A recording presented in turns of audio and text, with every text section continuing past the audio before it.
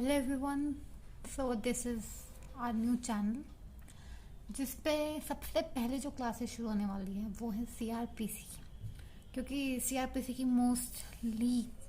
Material बहुत कम होता है। कुछ लोग समझ आता है, कुछ लोगों को नहीं आता है। आई होप मेरी वीडियोस सबको समझ में आएंगी। सबसे पहले हम सीआरपीसी में स्टार्ट करने वाले हैं चैप्टर 5 अरेस्ट, कि अरेस्ट क्या होता है। जो हमारा चैप्टर 5 है सीआरपीसी का, वो अरेस्ट के बारे में बात करता है। अरेस्ट जो है मेनली सेक्शन 41 से लेके सेक्शन 60 के ए में बता रखा है। अरेस्ट में हम इंट्रोडक्शन देखेंगे कि अरेस्ट होता क्या है, फिर हम अरेस्ट के टाइप्स देखेंगे, किस किस टाइप्स के अरेस्ट होते हैं। फिर हम डिस्कस करेंगे कि एक पर्सन को हम कौन कौन अरेस्ट कर सकता है, अरेस्ट कैसे किया जाता है, क्या तरीका है किसी को अरेस्ट करने का। फिर हमारा इसमें आता है राइट्स क्या होते हैं एक अरेस्टेड पर्सन के। और नेक्स्ट हमारा है कि अरेस्ट के अंदर हम कौन कौन से केसेस को कवर करते हैं।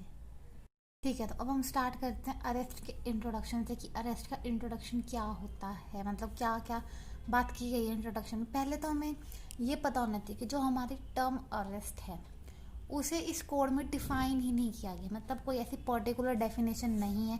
जो हमें ये बताती हो कि मतलब ये कोई सेक्शन हो जो हमें बताता हो कि अरेस्ट क्या होता है। फिर इसके बाद अगर हम इसके इंट्रोडक्शन की बात करें तो जैसे कि मैंने पहले ही बताया कि जो हमारा अरेस्ट है वो हमारा चैप्टर 5 में बताया गया। चैप्टर 5 में अरेस्ट के जो सेक्शंस हैं वो सेक्शन 41 से लेकर सेक्शन 60 के ए तक है। अरेस्ट का मेनली मतलब यही होता है जब हम किसी को कस्टडी के अंदर करते हैं। जो बंदा मतलब जैसे कि हमने किसी पर्सन को अरेस्ट मतलब कस्टडी में लिया है और हमें लॉ ने इतनी पावर दी है कि हम अरेस्ट कर सकते हैं, उस चीज़ को हम बोलते हैं अरेस्ट। मतलब कि किसी बंदे को कस्टडी में लेना जब वहाँ पे हमें लॉ ने एम्पावर कर रखा हो। और पर्पस क्या होता है बंदे को होल्ड या डिटेन करने का? पर्पस ये होता है कि जो भी उस पर क्रिमिनल चार्ज या जो भी उसने क्रिमिनल ऑफेंस किया है उसके बारे में उससे इंफॉर्मेशन वगैरह या उससे क्वेश्चन आंसरिंग करना। मेन पर्पस यही होता है किसी बंदे को अरेस्ट करने का। फिर अगर हम इसके इंट्रोडक्शन की बात करें तो हम इसके इंट्रोडक्शन में बता सकते हैं कि जो पर्सन होता है, हर पर्सन का राइट होता है कि हम उसे पहले एक ह्यूमन बीइंग की तरह ट्रीट करें, क्योंकि जब तक हम किसी पर्सन का क्राइम प्रूव नहीं कर देते तब तक हम उसे एज गिल्टी नहीं मानेंगे, तब तक हम ये डिक्लेयर नहीं कर सकते वो गिल्टी है, जब तक कोर्ट ऑफ लॉ में प्रूफ ना हो जाए कि वो गिल्टी है या नहीं है। अगर अब हम बात करें यहाँ पे कि जो वर्ड अरेस्ट है वो कहाँ से लिया गया है, तो जो वर्ड अरेस्ट है वो हमारा, ठीक है, अब हम जैसे मैं बता रही थी कि अरेस्ट हमने कहाँ से ले रखा है। अरेस्ट एक फ्रेंच वर्ड है, मतलब अरेस्ट जो वर्ड है वो फ्रेंच वर्ड से डिराइव हुआ है जिसका मतलब होता है अरेटर। अरेटर का मतलब यही होता है फ्रेंच में अरेस्ट। और जिस अरेस्ट को जैसे मैंने बताया, अरेस्ट का मतलब होता है जब हम किसी को कस्टडी के अंदर ले रहे होते हैं उससे आंसर्स निकलवाने के लिए कि उस पर कोई क्रिमिनल चार्ज है या ऐसा कुछ उस पर इल्ज़ाम है कि उसने कोई क्राइम किया है, तो उस सारी चीज़ों के आंसर्स लेने के लिए हम किसी बंदे को जब कस्टडी में लेते हैं उसे हम एक तरीके से अरेस्ट बोलते हैं। ठीक है, अब हम नेक्स्ट बात करते हैं एलिमेंट्स, मतलब क्या क्या एक एलिमेंट्स प्रेजेंट होने चाहिए जब हम किसी पर्सन को अरेस्ट करें। पहला तो इंटेंशन, जब हम उसे अरेस्ट कर रहे हैं अथॉरिटीज़ की इंटेंशन होनी चाहिए कि वो उसे क्यों अरेस्ट कर रहे हैं। और जब हम उसे छोड़ेंगे तो मतलब उसका डिटेंशन करेंगे तो वो भी एक लीगल मैनर में होना चाहिए। जिस बंदे को अरेस्ट किया गया है उस बंदे को पता होना चाहिए कि उसे क्यों अरेस्ट किया गया, मतलब जिस टाइम पे उसे गिरफ्तार किया जा रहा है तो उसे पता हो कि किस वजह से उसे अरेस्ट किया जा रहा है। ये नहीं कि उसे समझ ही नहीं आ रहा है कि उसे अरेस्ट क्यों किया जा रहा है। जब हम किसी पर्सन को अरेस्ट करते हैं तो हम उसे बताते हैं कि हम उसे क्यों अरेस्ट कर रहे हैं। अब हम बात करते हैं कि अरेस्ट का मीनिंग और डेफिनेशन क्या होता है, कि मतलब क्या मीनिंग और डेफिनेशन होते हैं अरेस्ट के। अगर हम जर्नली देखें, एक पर्सन को हम तभी अरेस्ट करते हैं जब वो कोई लॉ ब्रेक करता है। नॉर्मल सी बात है कि उसने कोई लॉ ब्रेक किया है तो हम उसे अरेस्ट करेंगे। अगर जर्नल टर्म्स में देखें तो अरेस्ट का मतलब होता है when a person is arrested they lose some of their freedom of liberty. ये माना जाता है अरेस्ट के अंदर कि जब हम किसी बंदे को अरेस्ट कर रहे हैं, किसी पर्सन को अरेस्ट कर रहे हैं, तो उस टाइम पे वो अपनी कुछ फ्रीडम और लिबर्टीज़ खो चुका है, क्योंकि उसे अरेस्ट इसलिए किया गया कि जिससे कि हम उसके ऊपर कुछ रिस्ट्रेन लगा सके। We can put some restraint, या हम उस पर्सन को कुछ रिस्ट्रेन कर रहे हैं। उसके बाद हम अगर बात करें तो हमारा जो CRPC है वो डील करता है अरेस्ट से और उसके जो भी कॉन्सेप्ट्स होते हैं अरेस्ट के। उसके बाद अगर हम बात करें, जब हम किसी बंदे को अरेस्ट करते हैं तो जिस बंदे को मतलब जिस भी पर्सन को हमने अरेस्ट किया है, उस अरेस्टेड पर्सन को कस्टडी में लाया जाता है। उसको कस्टडी में तब वही इंसान ले सकता है, वही इंसान या वही अथॉरिटी ले सकती है जिसको लॉ ने इतनी पावर दे रखी है कि आप जाके इस बंदे को डिटेन कर सकते हैं। फिर कभी कभी ऐसे भी होता है, अगर हम हमारी लीगल टर्म्स में देखे जाएं तो अरेस्ट का मतलब यही होता है जब हमें कोई लीगल अथॉरिटी दे दी जाती है कि हम सामने वाले पर्सन को जाके अरेस्ट कर लेते हैं। बट कुछ केसेस में ऐसे भी होता है कि जो पर्सन है वो खुद से ही आके सरेंडर कर रहा है, मतलब खुद से ही आके अपना अरेस्ट करवा रहा है अथॉरिटीज़ के पास, अपनी मर्जी से ही कस्टडी में जा रहा है। तो मोस्ट ऑफ द टाइम ऐसा भी होता है, ज़रूरी नहीं कि हमेशा कोई लीगल अथॉरिटी ही जाए किसी बंदे को अरेस्ट करने। कभी कभी सामने जो पर्सन होता है वो खुद से भी कस्टडी में आ जाता है, खुद को अरेस्ट करवाता है। अब अगर हम इसकी डेफिनेशन की बात करें, अगर लीगल डिक्शनरी बाय फोर्टेक्स की बात की जाए, इनके अकॉर्डिंग अरेस्ट का मतलब होता है सीजियर या फोर्सिबल रिस्ट्रेन, मतलब जहाँ पे हम ज़बरदस्ती किसी बंदे को जाके अरेस्ट कर रहे हैं, मतलब फोर्स लगा रहे हैं उसे। जब हम रिस्ट्रेन कर रहे हैं तो वहाँ पे कहीं ना कहीं थोड़ी बहुत हमारी फोर्स का यूज़ हो रहा है, और जिस भी पर्सन पे हम एक्सरसाइज कर रहे हैं फोर्सफुल रिस्ट्रेन, वहाँ पे हम उसकी लिबर्टीज़ वगैरह छीन रहे हैं उससे, और उस पर्सन को हम कस्टडी में रख रहे हैं। वहाँ पे उसको कस्टडी में सिर्फ एक लीगल अथॉरिटी ही रख सकती है। लीगल अथॉरिटी से यहाँ पे मतलब है जिस पर्सन को लॉ ने ऑथराइज किया है, पावर दी है कि वो अरेस्ट कर सकता है। अब हमारा अगली डेफिनेशन आती है द इंडियन लॉ CRPC 1973। जैसे कि मैंने स्टार्टिंग में इंट्रोडक्शन में बताया था कि CRPC के अंदर हमारा चैप्टर 5 है जो अरेस्ट के बारे में बात करता है। हमारे सेक्शन 41 से लेकर सेक्शन 60 तक अरेस्ट के बारे में बात की जाती है। अरेस्ट को कहीं भी डिफाइन नहीं किया गया, पर ये जो सेक्शंस हैं ये हमें ये बताते हैं कि कोई पर्सन अरेस्ट है या हम उसे कैसे अरेस्ट कर सकते हैं, क्या क्या प्रोविजंस हैं जो हमें बताए गए हैं अरेस्ट से रिलेटेड। अब इसमें हमारा एक केस है RR छोरी versus state of Uttar Pradesh. इस केस में क्या हुआ था कि ना एपेक्स कोर्ट जो है उसने ना मतलब अरेस्ट को डिफाइन किया था। उसने बोला था कि अरेस्ट जो होता है ना वो एक तरीके का एक्ट होता है। ये एक ऐसा एक्ट होता है जिसमें हम किसी को कस्टडी में लेते हैं, और हम उसे कस्टडी में तब लेते हैं जब उस पर किसी क्राइम का चार्ज वगैरह लगा हो। फिर कोर्ट ने आगे ये ऑब्जर्व करते हुए कहा था कि अगर हम कॉन्स्टिट्यूशन की सेंस में देखें तो कॉन्स्टिट्यूशन की सेंस में होता है अरेस्ट का मतलब कि हम किसी पर्सन को सीजियर कर रहे हैं, मतलब हम उसे सीज कर रहे हैं, हम उसे कहीं जाने नहीं देते, पकड़ के हमने उसे रख लिया। फिर हमारा नेक्स्ट केस आता है state of Punjab versus Ajaib Singh. इस केस में ये बोला गया था, कोर्ट ने ये ऑब्जर्व किया था कि जो अरेस्ट होता है वो एक तरीके से फिजिकल रिस्ट्रेन होता है।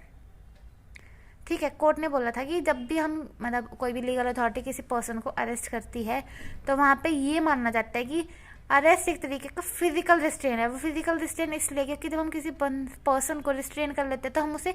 कहीं भी मूव नहीं करने देते, उसे एक जगह पे रोक के रखते। अब फिर इसमें आगे बात बोली गई थी कि जब भी हम किसी पर्सन को अबडक्ट करते हैं तो जो प्रोसेस होता है, या हम किसी पर्सन को अबडक्ट इसलिए करते हैं क्योंकि उस पर कोई लीगल एलिगेशंस लगे हैं या एक्यूजेशंस लगे हैं या वो सस्पेक्टेड है किसी ऑफेंस में, तो उस ऑफेंस से रिलेटेड इन्फॉर्मेशंस लेने के लिए हम किसी पर्सन को अरेस्ट करते हैं। जब हमें किसी पे शक होता है तो उसके लिए अरेस्ट किया जाता है। तो मेनली इस केस में यही बात की गई थी कि जो हमारा अरेस्ट होता है, एक तरीके से एक फिजिकल रिस्ट्रेन होता है। अब हम बात करेंगे, हमने मीनिंग और डेफिनेशन देख लिया कि अरेस्ट का मीनिंग और डेफिनेशन क्या होता है। अब हम बात करेंगे कि अरेस्ट कितने टाइप्स के होते हैं। सबसे पहला हमारा अरेस्ट होता है जहाँ पे पुलिस ऑफिसर वारंट लेके अरेस्ट करता है। दूसरा हमारा अरेस्ट होता है जहाँ पे पुलिस ऑफिसर विदाउट वारंट हमें अरेस्ट करता है। थर्ड, जहाँ पे हमें कोई प्राइवेट पर्सन अरेस्ट कर रहे हैं। और फोर्थ हमारा होता है अरेस्ट बाय मैजिस्ट्रेट। वैसे तो ये हमारा एक पॉइंट भी बन सकता है कि अरेस्ट बाय पुलिस ऑफिसर, फिर हम उसमें डिफाइन कर सकते हैं कि विद वारंट और विदाउट वारंट, और हम इन्हें ऐसे अलग अलग भी बता सकते हैं। अब हमारा इसमें केस आता है directorate of enforcement versus Deepak Mahajan AIR 1994। इस केस में बात की गई थी कि जो कस्टडी और अरेस्ट हैं वो हमारे अलग अलग टर्म्स हैं, मतलब हमारे साइमनस टर्म्स हैं, एक टर्म्स नहीं है। इसमें आगे कोर्ट ने ये बोला था कि जो कस्टडी होती है वो मेनली हमेशा अरेस्ट के बाद की जाती है। तो कोर्ट ने यहाँ पे बोला था कि जो अरेस्ट और कस्टडी हैं वो एक ही चीज़ नहीं है, एक तरीके से ये दोनों अलग अलग चीज़ें हैं। अब हम बात करेंगे हमारा नेक्स्ट जो पॉइंट था, अरेस्ट बाय पुलिस मजिस्ट्रेट या प्राइवेट पर्सन। जो मैंने भी पीछे आपको बताया था कि कितने टाइप्स के मतलब हमारे अरेस्ट होते हैं, कि जब हमें पुलिस अरेस्ट कर रही हो वारंट या विदाउट वारंट, या किसी प्राइवेट पर्सन के थ्रू हम अरेस्ट हुए हैं, मजिस्ट्रेट ने हमें अरेस्ट कराया।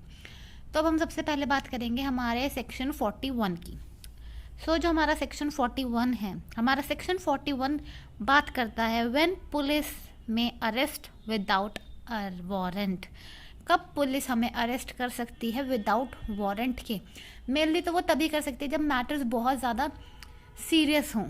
तभी पुलिस के पास ये राइट होता है कि उसे वारंट की ज़रूरत एक तरीके से नहीं, हमें पकड़ सकती है। ये एक तरीके की मैंने फैक्ट बताया कि मतलब जब मैटर्स बहुत ज़्यादा सीरियस हो या टाइम ना हो वारंट लेने तक का। तो अब हम जैसे कि इसमें हमारा सेक्शन 41 का सब क्लॉज 1 ऑफ CRPC 1973 ये बोलता है, any police officer may without an order from a magistrate and without a warrant arrest any person। इसमें ये चीज़ बोली गई है कि जो हमारा पुलिस ऑफिसर है वो हमें विदाउट मजिस्ट्रेट से ऑर्डर लिए बिना और बिना वारंट के अरेस्ट कर सकता है। और वो किस पर्सन को अरेस्ट कर सकता है? इसमें बात की गई है who commit in the presence of a police officer a cognizable offence. अगर किसी पर्सन ने कोई कॉग्निजेबल ऑफेंस कमिट किया हो पुलिस ऑफिसर के सामने, उसकी प्रेजेंस में। हमारा बी पॉइंट बात करता है against whom a reasonable complaint has been made। अगर किसी पर्सन के अगेंस्ट कोई रीजनेबल कंप्लेंट फाइल की गई है या हमें ऐसा लगता है उस पर्सन के पास बहुत ही क्रेडिबल इंफॉर्मेशन मिल सकती है या उसके ऊपर हमें कोई रीजनेबल सस्पिशन है, मतलब कोई शक है हमें उसके ऊपर, या उसने कोई ऐसा कॉग्निजेबल ऑफेंस कमिट किया है जिसकी पनिशमेंट 7 साल से कम नहीं है और 7 साल से ज़्यादा भी बढ़ सकती है, चाहे वहाँ पे फाइन हो चाहे फाइन ना हो। अब ये जो कंडीशंस हैं ये कब कब सेटिस्फाइड हो सकती है? एक पुलिस ऑफिसर के पास रीज़न होना चाहिए कि वही बिलीव करे कि जो कंप्लेंट या जो इन्फॉर्मेशन या जो सस्पिशन है उस बंदे पे या जो उसने क्राइम कमिट किया है, जो उसे बताया गया है, या जो पुलिस ऑफिसर है वो इस चीज़ से सेटिस्फाइड हो जाए कि जो ये अरेस्ट था, ये अरेस्ट करना बहुत नेसेसरी था। ये नेसेसरी इसलिए था कि ये या तो वो जो पर्सन है जिसने वो ऑफेंस कमिट किया वो भाग ना जाए, उसे प्रॉपर इन्वेस्टिगेशन करनी है, या फिर जो भी मतलब पर्सन को वो अरेस्ट करना चाहता है, जो उसे लग रहा है कि इसे अरेस्ट करना नेसेसरी है, उसे ऐसा लगता है कि एविडेंस के साथ कोई छेड़खानी कर देगा, एविडेंस को बदलने की कोशिश करेगा या एविडेंस को गायब कर देने की कोशिश करेगा, मतलब कोई भी उससे ऐसा चीज़ लग रही है कि वो एविडेंस के साथ कुछ भी गड़बड़ी कर सकता है, तो वहाँ पे भी वो उसे अरेस्ट कर सकता है पुलिस ऑफिसर। फिर हमारा इसमें आता है कि अगर उस बंदे को ऐसा लगता है, मतलब आप पुलिस ऑफिसर को ऐसा लगता है कि हमें उस पर्सन को अरेस्ट कर लेना चाहिए, क्योंकि अगर वो किसी और पर्सन के पास गया या किसी और पर्सन के पास जाके उसने सच बता दिया, पर्सन ने उसे मतलब ये बोला कि तुम फैक्ट्स वगैरह डिस्क्लोज मत करना कोर्ट के सामने, पुलिस ऑफिसर के सामने, या फिर जिस पर्सन को अरेस्ट करना चाहता है पुलिस ऑफिसर वो ये हो कि वो भाग जाएगा। मतलब ये कुछ कंडीशंस हैं जहाँ पे मतलब एक पुलिस ऑफिसर विदाउट मजिस्ट्रेट के ऑर्डर के या बिना किसी वारंट के किसी पर्सन को अरेस्ट कर सकता है। ये हमारा सेक्शन 41 का सब क्लॉज 1 बोलता है। अब यहाँ पे हम 2 केसेस डिस्कस करेंगे जिससे ये कॉन्सेप्ट शायद थोड़ा और क्लियर हो सकता है। तो जो हमारा पहला केस है, अब जो हमारा पहला केस आता है, हमारा पहला केस ये बोलता है Jogendra Kumar versus state of UP बस 1994 का ये केस है। इस केस में कोर्ट ने ये बोला था कि अगर पुलिस ऑफिसर के पास पावर है, मतलब हमने किसी पुलिस ऑफिसर को इतनी पावर दे रखी है कि वो किसी पर्सन को अरेस्ट कर सकता है, तो इसका मतलब ये नहीं है कि उसका जब मन चाहेगा जिसको मन चाहेगा वो अरेस्ट कर लेगा और ये बोल देगा कि मेरे पास तो पावर थी, मैं लॉफुल था ये काम करने के लिए। उस पुलिस अगर वो पुलिस ऑफिसर किसी भी ऐसे पर्सन को अरेस्ट करता है विदाउट वारंट सेक्शन 41 के अंदर, तो उसे यहाँ पे एक जस्टिफिएबल रीजन बताना होगा कि वो उस पर्सन को उसने क्यों अरेस्ट किया विदाउट वारंट या मजिस्ट्रेट के ऑर्डर के। फिर हमारा अगला केस आता है the state versus Behera, crime journal 1997 का केस। इस केस में ये बोला गया था कि अब इस केस में ये चीज़ बोली गई थी कि कोर्ट में ये बोला गया था कि जो हमने दो टर्म्स यूज की थी सेक्शन 41 के अंदर, रीजनेबल सस्पिशन और क्रेडिएबल इंफॉर्मेशन, जो ये दो टर्म्स यूज की गई हैं, इन दो टर्म्स का जो पुलिस ऑफिसर है वो कभी भी गलत यूज नहीं कर सकता। इसमें मतलब ये है कि अगर जैसे पुलिस ऑफिसर ने किसी पर्सन को अरेस्ट कर लिया और उसने ये बोल दिया कोर्ट में कि मेरे पास रीजनेबल सस्पिशन था, हमें इस बंदे पे हमें कुछ ऐसी इन्फॉर्मेशन मिली थी जिसकी वजह से हमें इसे अरेस्ट करना पड़ा, पर अगर जैसे इसके खिलाफ कोई सबूत नहीं तो हम इसे छोड़ देते हैं, तो नहीं, वो ऐसा नहीं कर सकते। इस केस में कोर्ट ने यही बोला था कि अगर आपको किसी पे रीजनेबल सस्पिशन है या क्रेडिएबल इन्फॉर्मेशन है किसी के अगेंस्ट, तो आप खुद जाके पहले उस इन्फॉर्मेशन को कंफर्म करोगे कि हाँ ये जो इन्फॉर्मेशन मिली है ये सही है, करेक्ट है, तभी आप आगे फर्दर किसी को अरेस्ट कर सकते हो, वरना आप ऐसे ही किसी को अरेस्ट नहीं कर सकते। अब हमारा नेक्स्ट सेक्शन आता है सेक्शन 42। अब हमारा सेक्शन 42 बात करता है arrest on refusal to give name and resident. अगर हमें जिस टाइम पे अरेस्ट किया जा रहा है या किया गया है और अगर हमसे पुलिस ऑफिसर हमारा नेम या एड्रेस पूछता है और हम उसे मना कर देते हैं देने से, तो अब इसका जो हमारा सब क्लॉज 1 है, सब क्लॉज 1 ये बोलता है जब भी कोई पर्सन जो पुलिस ऑफिसर के सामने उसने कोई ऐसा ऑफेंस कमिट किया है या वो उसे एक्यूज्ड माना गया है किसी ऐसे ऑफेंस का जो नॉन कॉग्निजेबल है, और वहाँ पे वो पर्सन रिफ्यूज़ कर देता है ये बताने से कि अपना नेम और एड्रेस, और जबकि पुलिस ऑफिसर ने उससे डिमांड की है कि आप अपना नेम और रेजिडेंस बताइए, और फिर भी वो नहीं दे रहा है पुलिस ऑफिसर सच ऑफिसर को जिसने उससे पूछा है, और या फिर पुलिस ऑफिसर को ऐसा लगता है कि जो भी इसने मुझे अपना नेम या फिर जो भी इसने मुझे अपना रेजिडेंस बताया है वो फॉल्स है, अगर उसे ऑफिसर को ऐसा लगता है तो वो उस पर्सन को अरेस्ट कर सकता है इस बेसिस पे कि इस पर्सन से इसका नेम और रेजिडेंस पूछने पे इसने सही नहीं बताया। सेकंड क्लॉज इसका ये बोलता है कि when the true name and residence of such person have been asserted, he shall be released on his executing a bond। अगर वो पर्सन जिससे उसका ट्रू नेम या रेजिडेंट पूछा गया था अगर वो सच बता देता है, मतलब जो भी उससे चीज़ें पूछी गई थी वो उसने एकदम सच बता दी ऑफिसर को, तो वहाँ पे उसे एग्जीक्यूटिंग अ बॉन्ड के बेसिस पे छोड़ दिया जाएगा, विद या विदाउट सिक्योरिटीज। या ऑफिसर के ऊपर डिपेंड करता है कि वो उससे सिक्योरिटीज ले रहे हैं नहीं ले रहे हैं, पर उसे मजिस्ट्रेट के सामने अपीयर कराया गया है। आगे ये प्रोवाइड किया गया है इसी सब क्लॉज में कि अगर वो पर्सन इंडिया का रेजिडेंट नहीं है, इंडिया में नहीं रहता है, तो जो बाउंड है वो उसे तब दी जाएगी जब उससे श्योरिटी या श्योरिटीज ले ली जाएंगी। फिर हमारा सब क्लॉज 3 बात करता है, अब हमारा नेक्स्ट सेक्शन आता है सेक्शन 43। सेक्शन 43 हमारा बात करता है कि जब कोई प्राइवेट पर्सन अरेस्ट करता है तो क्या प्रोसीजर फॉलो करेगा वो बंदा, मतलब जैसे कि मैंने बात की थी कि हमें कोई प्राइवेट पर्सन भी अरेस्ट कर सकता है। इसका सब क्लॉज 1 बोलता है कि अगर कोई प्राइवेट पर्सन अरेस्ट करता है किसी पर्सन को और वो उसे इसलिए अरेस्ट कर रहा है क्योंकि उस प्राइवेट पर्सन के सामने उस पर्सन ने एक non bailable cognizable offence commit कर दिया है, तो वो किसी अननेसेसरी डिले करते हुए उस पर्सन को अरेस्ट करता है और उस पर्सन को पुलिस ऑफिसर के पास ले जाता है। और यहाँ पे एक कंडीशन लगाई गई है, ये चीज़ बोली गई कि जैसे कि अगर किसी पर्सन को अरेस्ट किया है किसी प्राइवेट पर्सन ने, तो यह बहुत चीज़ बोली गई कि वो उसे मतलब अपनी कस्टडी या अरेस्ट करते ही एकदम नियरेस्ट पुलिस स्टेशन में लेके जाएगा और वहाँ पे बताएगा कि उसने उस प्राइवेट पर्सन ने उस पर्सन को क्यों अरेस्ट किया है, उसने क्या ऑफेंस किया था या क्या कंडीशंस थी। फिर इसमें जो इसका सेकंड क्लॉज है वो ये बोलता है कि जिस पर्सन को अरेस्ट किया गया है अगर ये चीज़ देख ली जाए कि जो भी उसने क्राइम मतलब ऑफेंस किया है वो सेक्शन 41 के प्रोविजंस के अंदर लाई करता है, तो पुलिस ऑफिसर उसे री अरेस्ट करेगा। यहाँ पे री अरेस्ट इसलिए हो रहा है क्योंकि प्राइवेट पर्सन उसे पहले ही अरेस्ट कर चुका है, तो पुलिस ऑफिसर उसे री अरेस्ट करेगा। थर्ड क्लॉज हमारा ये बोलता है कि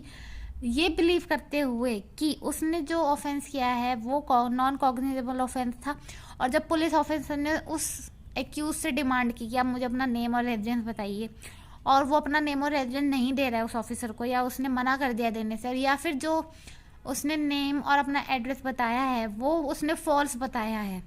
और अगर ये चीज़ ऑफिसर बिलीव कर लेता है कि इसने मुझे जो भी इन्फॉर्मेशन दी है अपने के रिलेटेड वो फॉल्स है, तो वो उसे सेक्शन 42 के प्रोविजन के अंदर भी डील करेगा। और साथ में पर अगर ये चीज़ हो जाती है, मतलब कि जिस भी ऑफेंस के अंदर प्राइवेट पर्सन उसे लेके आया था पुलिस स्टेशन में, बिलीव करते हैं कि इसने ये ऑफेंस किया है, पर उस पुलिस ऑफिसर को सफिशिएंट रीजंस या मतलब सफिशिएंट एविडेंसेस नहीं मिले बिलीव करने के लिए कि हाँ इसी पर्सन ने ये ऑफेंस किया है, तो वो उस पर्सन को फिर रिलीज भी कर सकता है। अब जो हमारा सेक्शन 41 है, सेक्शन 41 हमारा बात करता है अरेस्ट बाय मजिस्ट्रेट। अब तक हमने पढ़ा था arrest by police officer, arrest by private person, अब हम बात करते हैं अरेस्ट बाय मजिस्ट्रेट। अब जो हमारा सेक्शन 44 का सब क्लॉज 1 है वो हमारे यही बात करता है, बताता है कि अगर कोई ऑफेंस कमिट हुआ है और वो एक मजिस्ट्रेट की प्रेजेंस में कमिट हुआ है, चाहे फिर वो मजिस्ट्रेट एग्जीक्यूटिव हो, जुडिशियल हो, और अगर वो उसकी लोकल जुरिडिक्शन में हुआ है तो वो खुद उस बंदे को उस पर्सन को अरेस्ट कर सकता है, या किसी पर्सन को ऑर्डर दे सकता है कि इस ऑफेंडर को आप अरेस्ट करें। और इस चीज़ में ये चीज़ भी बोल दी गई है कि वो ये भी बोल सकता है मजिस्ट्रेट कि आप इसको अपनी कस्टडी में ले लीजिए। अब हमारा जो सेकंड क्लॉज है वो ये बात करता है कि जैसे कि किसी मजिस्ट्रेट की प्रेजेंस में कोई ऑफेंस कमिट हुआ था, तो चाहे वो एग्जीक्यूटिव मजिस्ट्रेट हो या जुडिशियल मजिस्ट्रेट हो, जिस टाइम पे वो अरेस्ट कर रहा था या तो वो खुद भी अरेस्ट कर सकता है, वो डायरेक्ट अरेस्ट भी कर सकता है अगर वो उसकी लोकल जुरिडिक्शन में हैपन हुआ है, या अगर वो किसी पर्सन को भी बोल सकता है कि आप मतलब किसी पर्सन को ऑर्डर दे सकते हैं कि आप इसे अरेस्ट कीजिए। जिस टाइम पे मजिस्ट्रेट अरेस्ट कर रहा है, अगर उस टाइम पे वो कॉम्पिटेंट है उस पर्सन को अरेस्ट करने के लिए, और अगर ये सर्कमस्टांसेस देखे जा रहे हैं कि वो उसकी लोकल जुरिडिक्शन में भी पड़ रहा है, तो वो तभी साथ के साथ वारंट भी इशू कर सकता है। तो अब तक हमने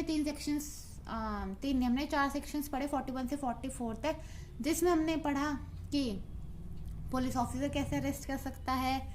प्राइवेट पर्सन कैसे अरेस्ट कर सकता है, मजिस्ट्रेट कैसे अरेस्ट कर सकता है। अब हम बात करेंगे सेक्शन 45 की, क्योंकि हम सारे सेक्शन सीक्वेंस में पढ़ते जा रहे हैं इसके अरेस्ट के, तो इसलिए हम सेक्शन 45 भी डिस्कस करेंगे कि हमारा जो सेक्शन 45 है वो क्या बात करता है।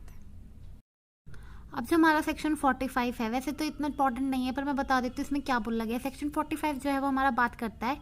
Protection of members of the armed forces from arrest. यहाँ पे एक तरीके से प्रोटेक्शन दी गई है उन मेंबर्स को जो आर्म फोर्सेस में वर्क करते हैं, मतलब अगर उन्हें अरेस्ट हो जाए तो क्या हो सकता है, मेनली तो उन लोगों को हम अरेस्ट कर सकते हैं, पर यहाँ पे उन्हें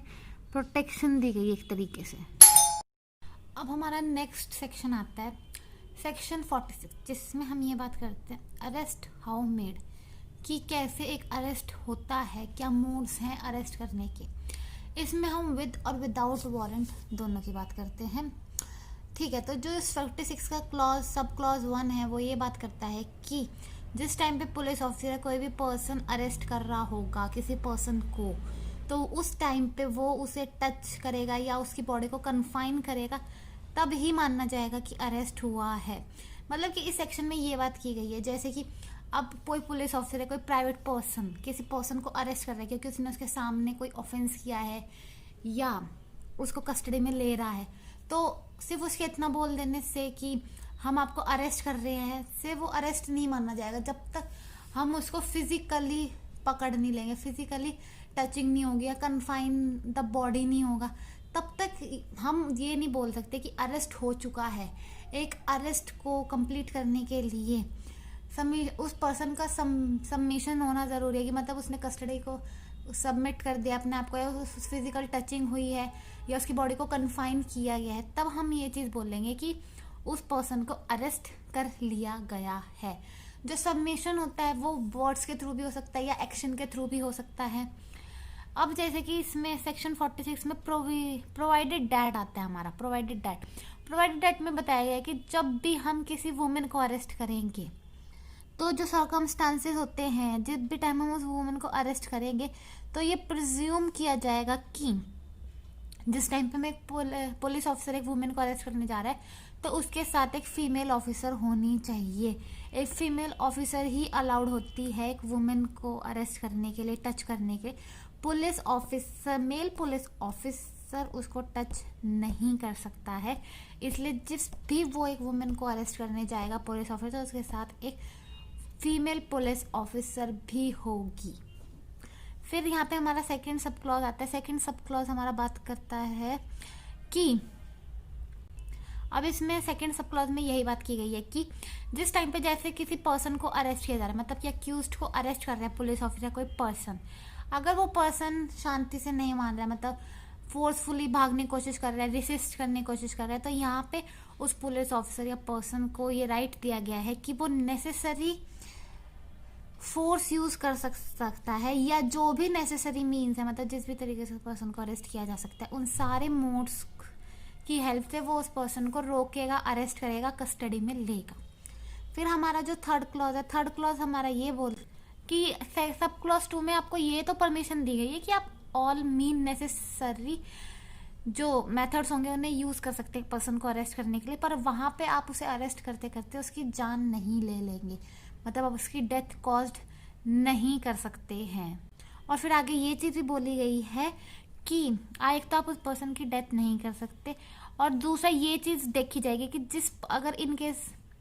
जिस पर्सन को अरेस्ट किया जा रहा है, जो एक्यूज है, अगर उसने कोई ऐसा ऑफेंस किया जो पनिशेबल डेथ से या इम्प्रिजमेंट विद लाइफ से है, मतलब कि ऐसा ऑफेंस किया जिसकी पनिशमेंट ये दोनों है,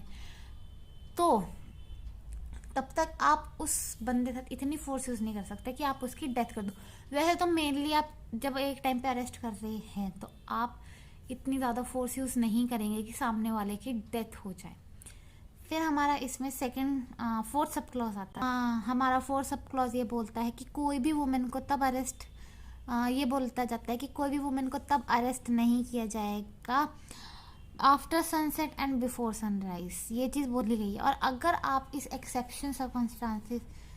के बावजूद भी किसी वुमेन को अरेस्ट कर रहे हो तो फिर आपको एक रिटन रिपोर्ट लिखनी होगी, या फिर आपके पास ऐसी मतलब कंडीशंस या कोई ऐसी कंप्लेंट होनी चाहिए जिसके इस टाइम के बीच में अगर आप उस वुमेन को अरेस्ट कर रहे हो और आपके साथ एक वुमेन पुलिस ऑफिसर भी होनी चाहिए।